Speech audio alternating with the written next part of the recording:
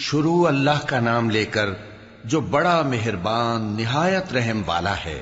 اے پیغمبر صلی اللہ علیہ وآلہ وسلم، جو عورت تم سے اپنے شوہر کے بارے میں بحث و جدال کرتی اور اللہ سے شکایت رنج و ملال کرتی تھی، اللہ نے اس کی التجا سن لی اور اللہ تم دونوں کی گفتگو سن رہا تھا۔ کچھ شک نہیں کہ اللہ سنتا ہے، دیکھتا ہے۔ جو لوگ تم میں سے اپنی عورتوں کو ماں کہہ دیتے ہیں وہ ان کی مائیں نہیں ہو جاتی، ان کی مائیں تو وہی ہیں جن کے بطن سے وہ پیدا ہوئے۔ بے شک وہ نامعقول اور جھوٹی بات کہتی ہیں، اور اللہ بڑا معاف کرنے والا ہے، بخشنے والا ہے۔ اور جو لوگ اپنی بیویوں کو ماں کہہ بیٹھیں پھر اپنے قول سے رجوع کر لیں تو ان کو قربت سے پہلے ایک غلام آزاد کرنا ضرور ہے۔ مومنو، اس حکم سے تم کو نصیحت کی جاتی ہے اور جو کچھ تم کرتے ہو اللہ اس سے خبردار ہے۔ اب جس کو غلام نہ ملے وہ قربت سے پہلے لگاتار 2 مہینے کے روزے رکھے، پھر جس کو اس کا بھی مقدور نہ ہو اسے 60 محتاجوں کو کھانا کھلانا چاہیے۔ یہ حکم اس لیے ہے کہ تم اللہ اور اس کے رسول کے فرما بردار ہو جاؤ، اور یہ اللہ کی حدیں ہیں، اور نہ ماننے والوں کے لیے درد دینے والا عذاب ہے۔ جو لوگ اللہ اور اس کے رسول کی مخالفت کرتے ہیں وہ اسی طرح ذلیل کیے جائیں گے جس طرح ان سے پہلے لوگ ذلیل کیے گئے تھے، اور ہم نے صاف صاف آیتیں نازل کر دی ہیں، اور جو نہیں مانتے ان کو ذلت کا عذاب ہوگا۔ جس دن اللہ ان سب کو جلا اٹھائے گا تو جو کام وہ کرتے رہے ان کو جتائے گا۔ اللہ نے وہ سب کام لکھوا رکھے ہیں اور یہ ان کو بھول گئے ہیں، اور اللہ ہر چیز سے واقف ہے۔ کیا تم کو معلوم نہیں کہ جو کچھ آسمانوں میں ہے اور جو کچھ زمین میں ہے اللہ کو سب معلوم ہے؟ کسی جگہ 3 شخصوں کی سرگوشی ہوتی ہے تو اللہ ان میں چوتھا ہوتا ہے، اور جہاں 5 آدمیوں کی سرگوشی ہو تو وہ ان میں چھٹا ہوتا ہے، اور نہ اس سے کم یا زیادہ مگر وہ ان کے ساتھ ہوتا ہے، خواہ وہ کہیں ہوں۔ پھر جو جو کام یہ کرتے رہے ہیں قیامت کے دن اللہ سب ان کو بتائے گا۔ بے شک اللہ ہر چیز سے واقف ہے۔ اے پیغمبر صلی اللہ علیہ وآلہ وسلم، کیا تم نے ان لوگوں کو نہیں دیکھا جن کو سرگوشیاں کرنے سے منع کیا گیا تھا، پھر جس کام سے منع کیا گیا تھا وہی پھر کرنے لگے؟ اور یہ تو گناہ اور ظلم اور پیغمبر صلی اللہ علیہ وآلہ وسلم کی نافرمانی کی سرگوشیاں کرتے ہیں، اور جب تمہارے پاس آتے ہیں تو اللہ تعالیٰ کے بتائے ہوئے الفاظ کے بجائے دوسرے الفاظ میں تمہیں دعا دیتے ہیں، اور اپنے دل میں کہتے ہیں کہ اگر یہ واقعی پیغمبر ہیں تو جو کچھ ہم کہتے ہیں اللہ ہمیں اس کی سزا کیوں نہیں دیتا؟ اے پیغمبر صلی اللہ علیہ وآلہ وسلم، ان کو دوزخ ہی کی سزا کافی ہے، یہ اسی میں داخل ہوں گے اور وہ بری جگہ ہے۔ مومنو، جب تم آپس میں سرگوشیاں کرنے لگو تو گناہ اور زیادتی اور پیغمبر کی نافرمانی کی باتیں نہ کرنا، بلکہ نیکوکاری اور پرہیزگاری کی باتیں کرنا، اور اللہ سے جس کے سامنے جمع کیے جاؤ گے ڈرتے رہنا۔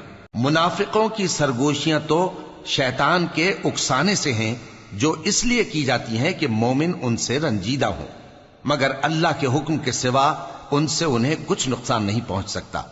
تو مومنوں کو چاہیے کہ اللہ ہی پر بھروسہ رکھیں۔ مومنوں، جب تم سے کہا جائے کہ مجلس میں کھل کر بیٹھو تو کھل کر بیٹھا کرو، اللہ تم کو کشادگی بخشے گا، اور جب کہا جائے کہ اٹھ کھڑے ہو تو اٹھ کھڑے ہوا کرو۔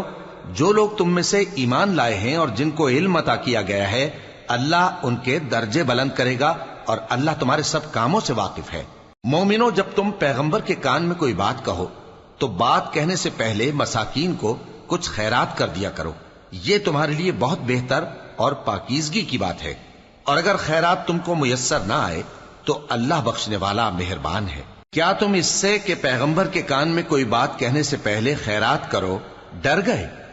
پھر جب تم نے ایسا نہ کیا اور اللہ نے تمہیں معاف کر دیا تو نماز قائم کرتے رہو اور زکوٰۃ دیتے رہو، اور اللہ اور اس کے رسول صلی اللہ علیہ وآلہ وسلم کی فرما برداری کرتے رہو، اور جو کچھ تم کرتے ہو اللہ اس سے خبردار ہے۔ بھلا تم نے ان لوگوں کو نہیں دیکھا جو ایسے لوگوں سے دوستی کرتے ہیں جن پر اللہ کا غضب ہوا؟ وہ نہ تم میں ہے نہ ان میں، اور جان بوجھ کر جھوٹی باتوں پر قسمیں کھاتے ہیں۔ اللہ نے ان کے لیے سخت عذاب تیار کر رکھا ہے۔ یہ جو کچھ کرتے ہیں یقیناً برا ہے۔ انہوں نے اپنی قسموں کو ڈھال بنا لیا ہے اور لوگوں کو اللہ کے رستے سے روک دیا ہے، سو ان کے لیے ذلت کا عذاب ہے۔ اللہ کے عذاب کے سامنے نہ تو ان کا مال ہی کچھ کام آئے گا اور نہ اولاد ہی کچھ فائدہ دے گی۔ یہ لوگ اہل دوزخ ہیں، اس میں ہمیشہ جلتے رہیں گے۔ جس دن اللہ ان سب کو جلا اٹھائے گا تو جس طرح تمہارے سامنے قسمیں کھاتے ہیں اسی طرح اس کے سامنے بھی قسمیں کھائیں گے اور خیال کریں گے کہ ایسا کرنے سے کام چل جائے گا۔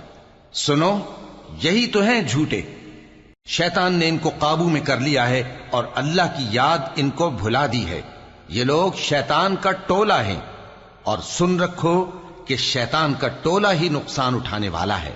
جو لوگ اللہ اور اس کے رسول صلی اللہ علیہ وآلہ وسلم کی مخالفت کرتے ہیں وہ نہایت ذلیل ہوں گے۔